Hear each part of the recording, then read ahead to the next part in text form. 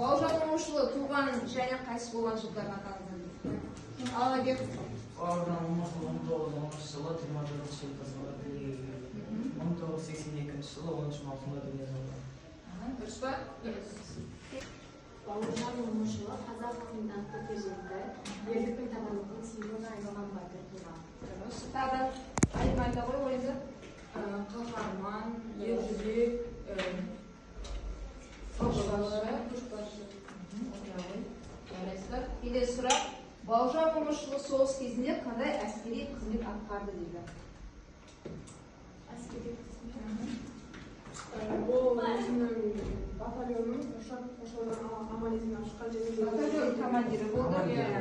Сосын және ол түнгі шайқастарда өзінің басқа да маневрларымен өз әскерлерін амализмнен шыққан. дұрыс. Яғни ол өзінің жауынгерлерге өнер көрсеткен қызметінде айтуға болады. Келесі сұрақ. Елге оралғаннан кейін Бауыржан Момышұлы немен айналысты дейді? Бауыржан Момышұлы елге оралғаннан кейін жазушылық Дұрыс. Жазушылық қызмет атқарды. Тағы да тек жазушылық қызмет атқарған ол. Ағартушылық қызмет атқарды. Жарайсыздар. Яғни бүгінгі біздің сабағымыз Бауыржан Момышұлы жайлы. Яғни осы жерде құрметті балалар, біз осы жүрегімізде қалған елді қорғап, осы ерлігімен біздер тарихта орын алған қара тұлға Бауыржан Момышұлы жайлы осы өмірінен өзгеге сұрау қазір сабақта айтатын боламыз. Бұл жерде сабақта тек қана бір адамның тағдыры емес, яғни отанға адалдық, көшбасшылық, шынайы мәнін түсінуге осы бүгінгі сабақта біз айтатын боламыз. Яғни осы сабақ сол тұлғаға арналған сабақ болып келеді. Ал айтқаннан кейін балалар, бірінші осы сіздерге бір-екі сұрақ қояйын. Жалпы отанға адал болу дегенді қалай түсінесіздер? Отанға адал болу деген қалай түсінесіздер? Кейінгі сап кетпеу, сапқындау деген басқа да қасыстандыру. яғни елің үшін, жерің үшін өз өмірмен бас тарту немесе елің үшін жан қою деймін. Дұрыс айтасыздар. Келесі сұрақ. Нағыз көшбасшы қандай адам? Көшбасшы. Алтынай. Өз арасында өзінің жұмысына адал, яғни өзін көрсете білетін, басқара алатын адамды көшбасшы деп атайды. Дұрыс. Яғни бүгін біз осы сұрақтарға жауапты осы қазақ халқының қаһарманы, біртуар перзенті деп те айтуға болады. Әскери қолбасшы, жазушы осы Бауыржан Момышұлының өмір жолы арқылы іздейтін боламыз. Енді ары қаратай мен сіздерді топқа бөлдім. Топтық тапсырма берейін. Айтып топтық тапсырма. Енді осы үш қасиетімді толық ашып, талдап, түсіндіріп жіберіңдер. Ол үшін сендерге үш топқа тапсырма беремін. Планшет әдісі арқылы топтық жұмыс. Топтасып жұмыс жасайсыңдар. Ал сәттілік. Ал балаларды жерге топтасайық бір жерге. Ұрпақтың мәңгі есінде Наурызбай батыр қабанбай қорғадың қазақ еліңді кең байтақтар хан жеріңді Райымбек батыр бөгенбай шайқаста төктің теріңді.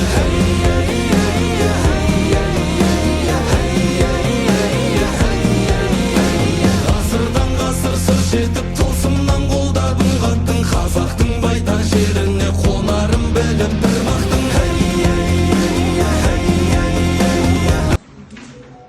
Бауыржан Момышұлының екі-үш нақты ерлік әрекетін мысал келтіреді. Соғыс уақытында оның батальоны қоршауға алынған сәтте түнгі маневр арқылы еш шығынсыз аман-есен алып шыға алды. Кей соғыстарда бөлімдерін қозғалтпай тыныштықта қалдырып, өз жауларын адастыра білген. Қаһармандылыққа кемінде үш қасиетін айтады. Ол жастарға намысшыл болуды, аса маңызды шешім қабылдауда, ұлы тұлға ретінде үлгі бола алды. Қаһарманның кемінде үш қасиетін атайды. Оның үш есте қалатын қасиеті батылдық пен табандылық және өзінің жауапкершілігі болды. Батырдың ерлігін жастарға әсерін бір рет сөйлеумен түсіндірейін. Батырдың бұл ерлігін жастарға қалай түсіндіруге болады? Қазіргі таңда жастардың өзі отан алда борыштарын қорғауға қорғауға қорқады, яғни олардың жауапкершілігі әлі де төмен болып тұр. Ал Бауыржан Момышұлының жауапкершілігі соншалықты жоғары, намысшыл болғандығы өзінің соғыста қандай қаһарман екенін, ержүрек екенін көрсете білді. Сондықтан осы Бауыржан Момышұлына қарап, қазіргі таңдағы жастарға айтатыным, өз жауапкершіліктерді одан ары жоғарылата түсіп, отан алдындағы борыштарында өтеп келулеріңді Бауыржан Момышұлының үш көшбасшы командирдік дара үлгісін сипаттанды. Менің ойымша, Бауыржан Момышұлының көптеген қасиеттері бар. Бірақ та оның үш негізгі көшбасшылық қасиетін атап кететін болса, бірінші қасиеті ол батылдық.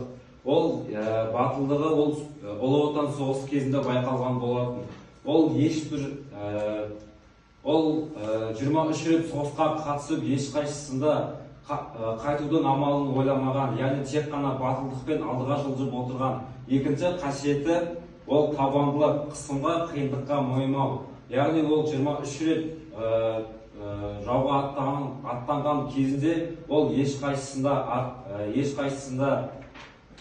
ешбір ұрыста жауға жол бермеген, батальоны бірде-бір артқа шегінген жоқ, тек қана алдыға жылжыған болатын. Үшінші қасиеті ол жауапкершілік. Әр жауынгердің жауапкершілігі менің мойнымда деп өзі де атап кеткен екен. Ол бүткіл жауапкершілікті өз мойнына алып, өз жауынгерлеріне, сендердің жауапкершіліктерің менде, ал сендердің жауапкершіліктерің елді қорғау деген сөздермен өз батальонның жігерлендіріп отқан болатын. Мәскеу үшін шайқасының тарихи жағдайында екі сөйлеммен сипаттайды. Бауыржанның стратегиялық ерекшеліктерін кемінде үш тәсілмен сипаттайды, яғни икемді шегіну, қарсы шабуыл және де үнемі бақылауды жоғалтпау. Өздеріңіз білетіндей, Бауыржан Момышұлы Мәскеу түбінде шайқаста 27 тактикалық әдістерді пайдаланған болатын. Енді ол әдістеріне тоқтап кететін болсақ, яғни икемді шабуылдау дегеніміз, яғни қарсы жақтың икемделіп шабылады. Екі жақтан қысады да, екі жақтан қысу арқылы оларды жеңе болады. Енді екінші әдіс бізде қарсы шабуыл болатын, яғни ол күтпеген шеттен шабуылдап қарсыластарын жеңген болатын. Және де үнемді бақылауды жоғалтпау, яғни олар адам ауыстыру арқылы, олар түнде де, күнде де, қанша суық болған кезде де адамдардың дұрыстап бақылау керек екенін, яғни қарсыластарына оңай бермеу үшін олар күзетеді. Және партизандық элементтер, яғни ол өзінің тактикаларында психологиялық элементтерін қолданған болатын, және де тағы да басқа күтпеген шеттен шабуылдар жасаған болатын. Сол арқылы ол өзінің тактикасымен қарсыластарын жеңген болатын.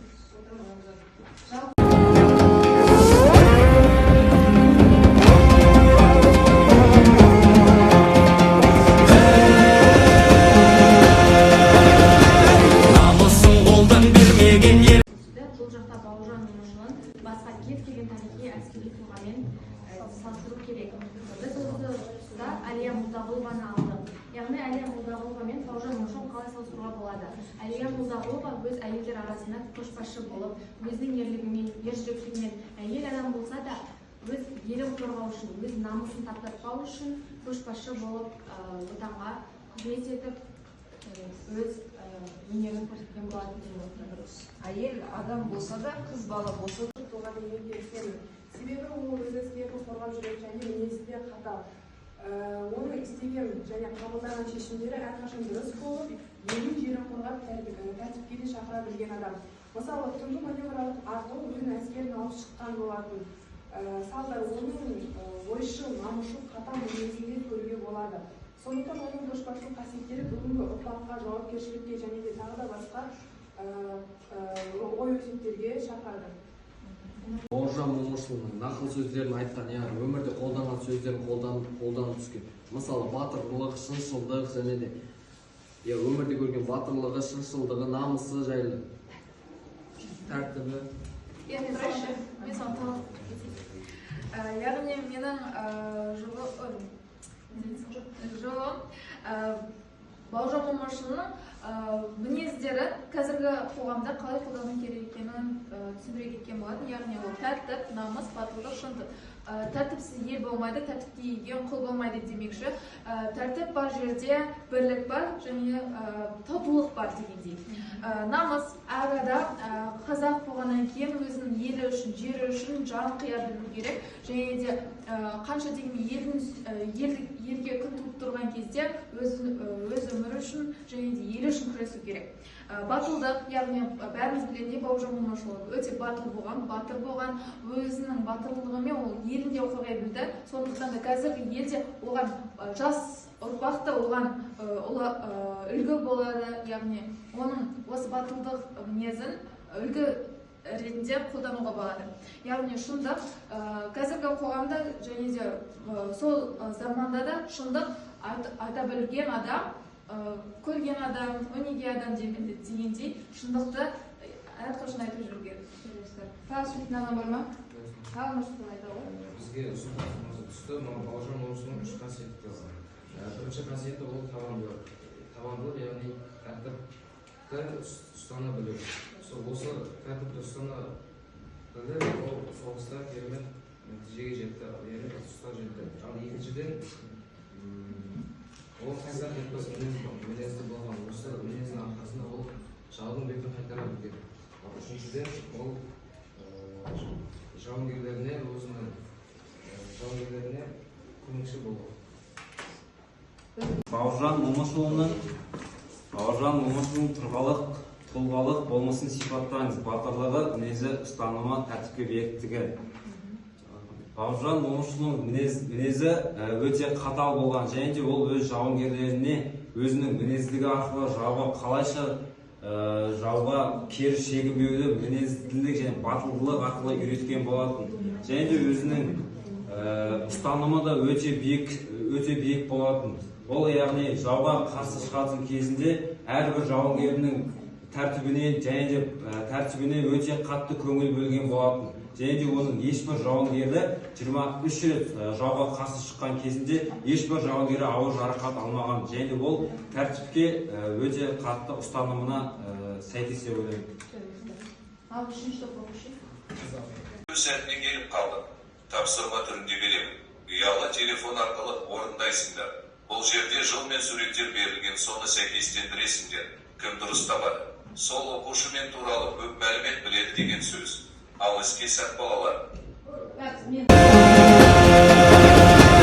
Намысын қолдан бермеген, ерлігін асқан бабамай, ұрпақтың мәңгі есінде Наурызбай батыр Қабанбай. Қорғадың қазақ еліңді, кең байтақтар хан жеріңді, Райымбек батыр Бөгенбай шайқаста төктің теріңді.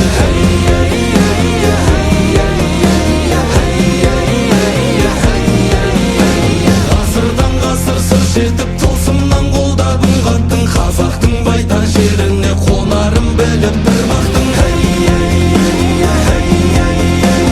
Әруағың ұрпақ басиып қаншама жүрек егілді, аманат етіп ұрпаққа қалдырдың байтақ жеріңді.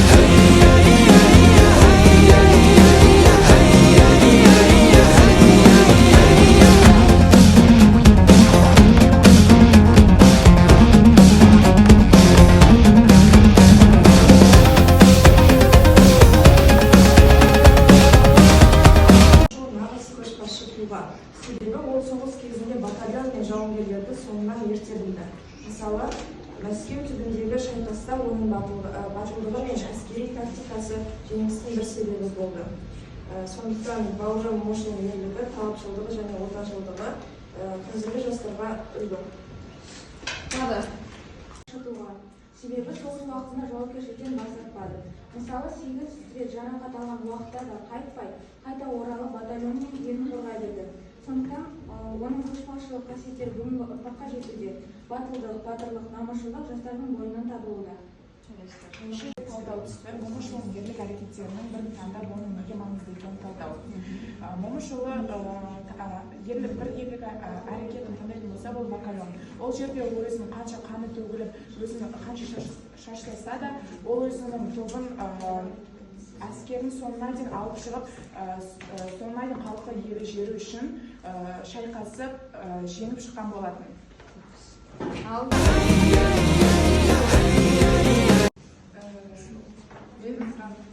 Mikrofon istemiz. Аружан туралы. Момышұлының батальон қоршаған алты жол тек әскери ерлікті әлде көшбасшылықты үлгісімен. Biraz. Momuşoğlu'nun batalyon. Evet. Korkusunun alt. Biraz. Алып шығу тек әскери ерлік емес, тығыз көшбасшылықтың үлгісі. Ол қиын жағдайда дұрыс шешім қабылдап, сарбаздың рухын көтеріп, оларды амал алып қалды.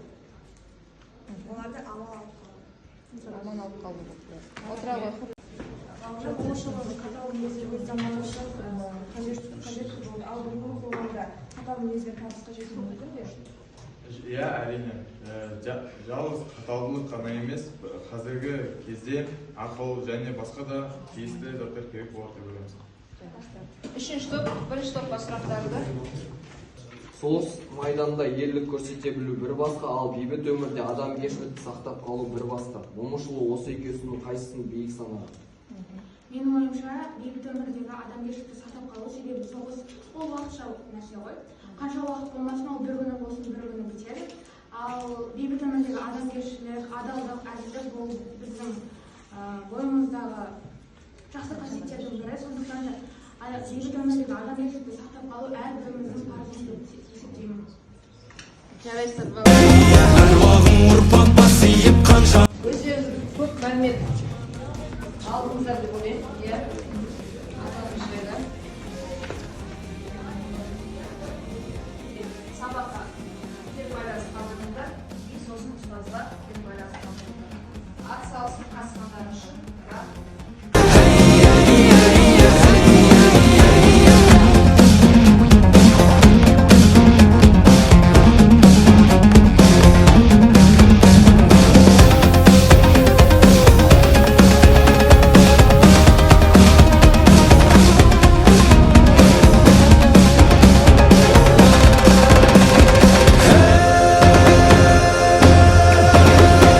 Тұлпарға қонып найза ұстап тоқтатпаған шабысын намысты қайрап кек алдың әр қазақтың қаны үшін дұшпаннан қорқып қашпаған қарсы алған жауды қақпаған көрінсе жаудың төбесі жайбарақат жатпаған Сапай батырға да сай тұлпардың